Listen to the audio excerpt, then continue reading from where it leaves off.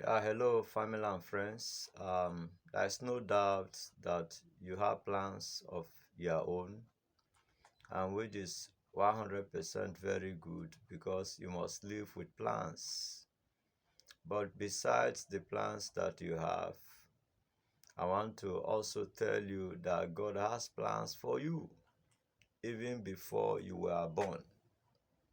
And so, once again, I'm here to share on this series of teaching that I've taken part 1 and part 2. God's perfect plans for you, part 3.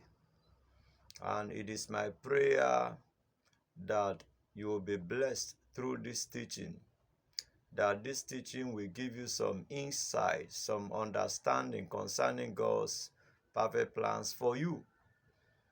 As we listen and as I enumerate, the points one after the other, you will be blessed through it, you will be enriched through it.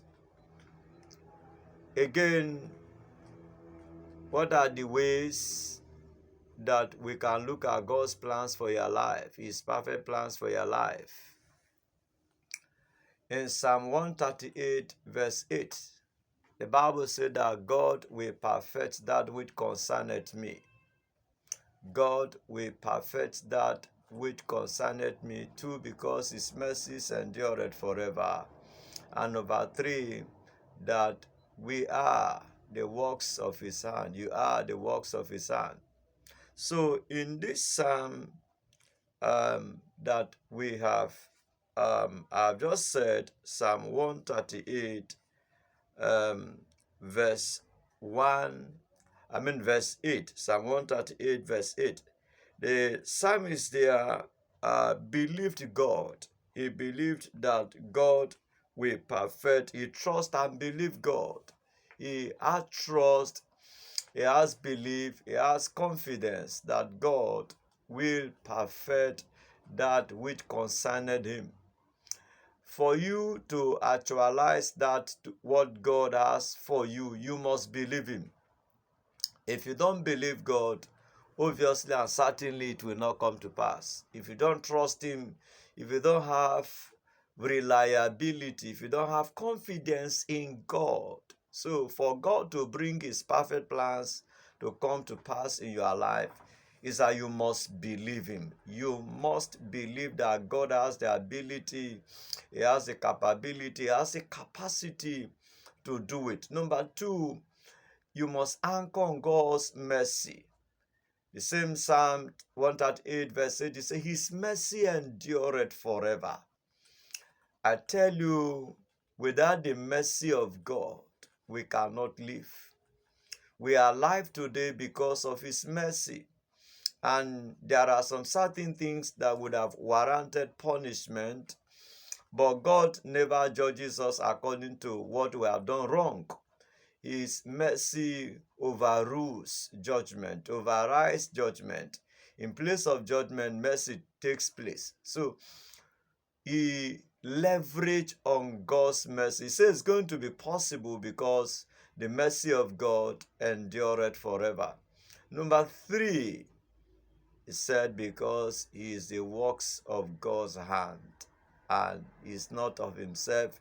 He did not make himself. He did not create himself. He said it's the works of God's hand.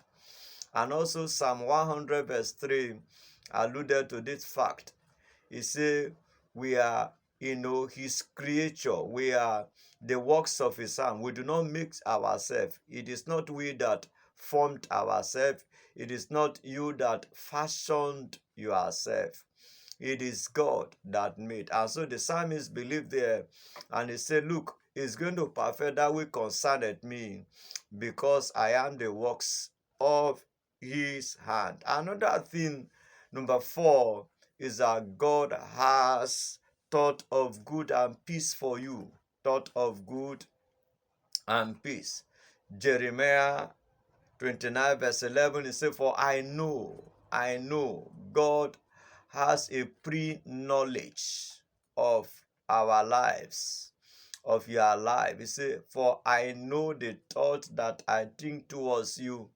a thought of good and not for evil, to give you a hope and a future.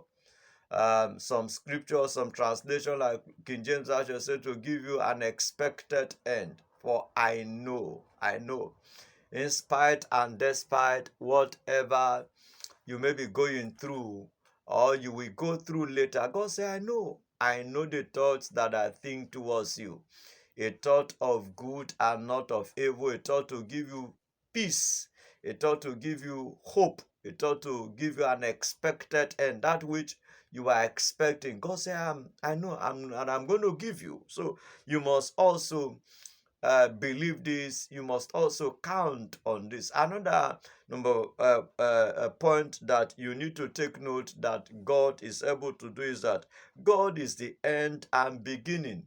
God is the end and beginning. Isaiah 46 verse 10.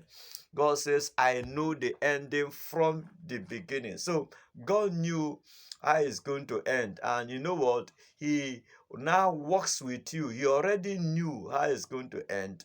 And he now works with you again from the beginning to see you through to the end. So he knew already that it's going to end well.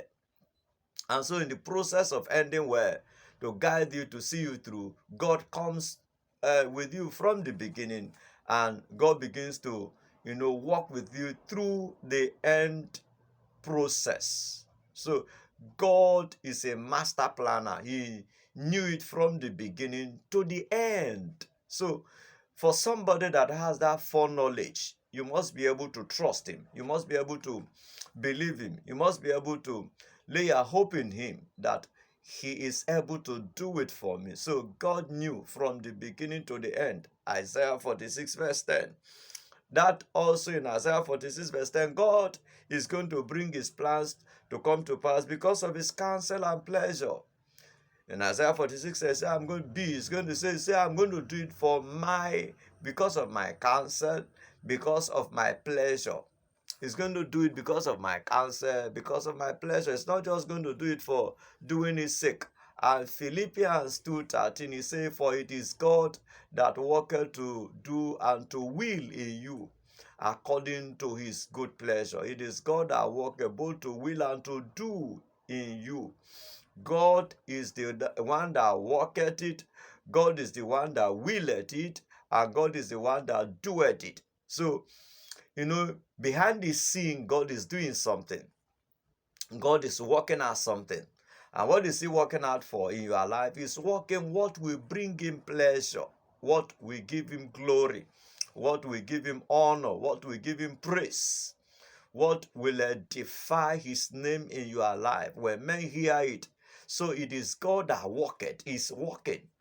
When you are asleep, God is working. When you are conscious, God is working. When you are unconscious, God is working.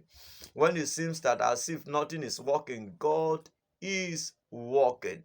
It is God that worketh to do in you, both to will and to do, according to what will bring him pleasure, not what will bring him displeasure. And he does it according to his counsel. Another thing that will assure you that God will be able to do it is progressive, continuous, and succeeding ending. Proverbs 4:18, it said, the path of the just is like a shining light, which shineth more and more, more and more, more and more, unto the perfect day. So it doesn't matter if there are challenges. Challenges does not make the path for the light of the path to get dim. No. When there are lack, it does not remove the path to glow.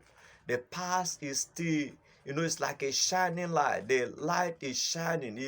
If you are walking on a footpath in the night and there is no light, and you have maybe a torchlight with you, as you put on the torchlight and as you are going, the light will be giving you paths to directions to follow. And so the Bible said that the path of the just, and who is a just man before God? A just man is somebody that has been justified.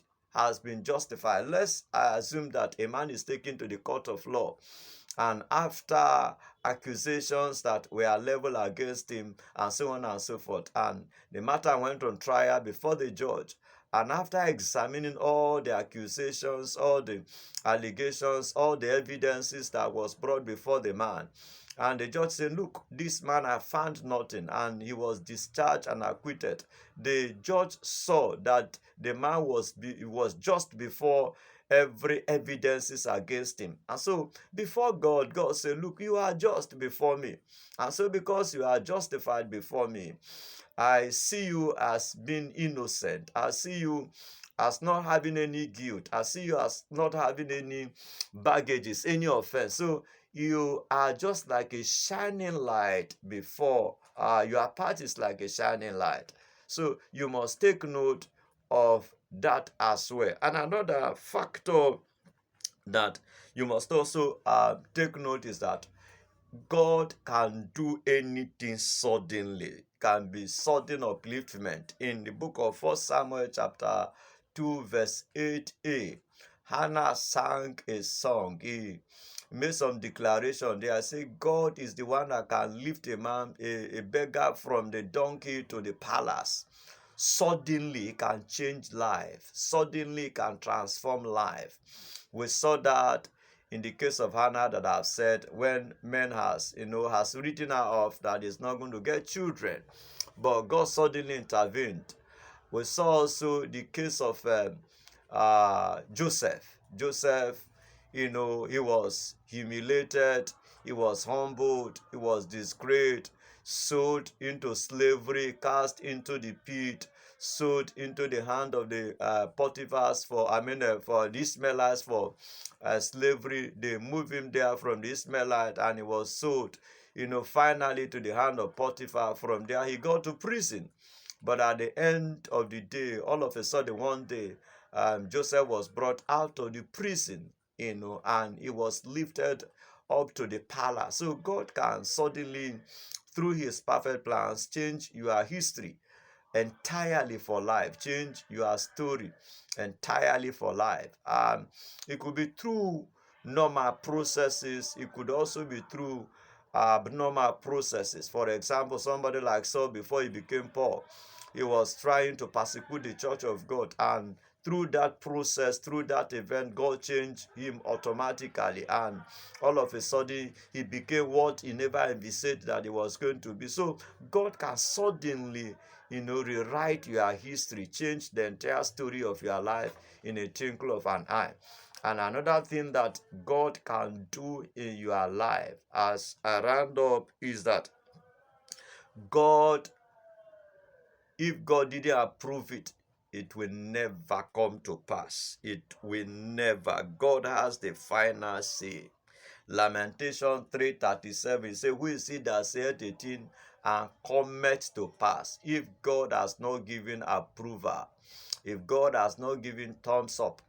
And let me tell you, God is not having or does not have any bad plans about you. He does not have any evil plans about you, any negative plans about you.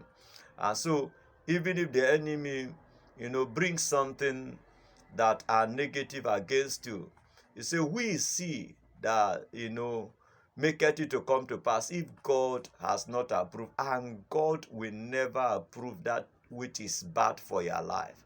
God will always approve that which is good for your life. So I want you to have this trust. I want you to have this confidence. I want you to have this belief that God has good plans for you. So follow it up. Trust God in that business. Trust him. In that endeavor, trust him. In that family matters, trust him. In whatever that seems that it may not work, trust God and count on his plans and surrender to him. My prayer that God will enrich you through this message, through this teaching. I remain, by the grace of God, your servant, and until I come your way, may the Lord bless you, may the Lord preserve you, may the Lord keep you. Thank you, and God bless you. Amen.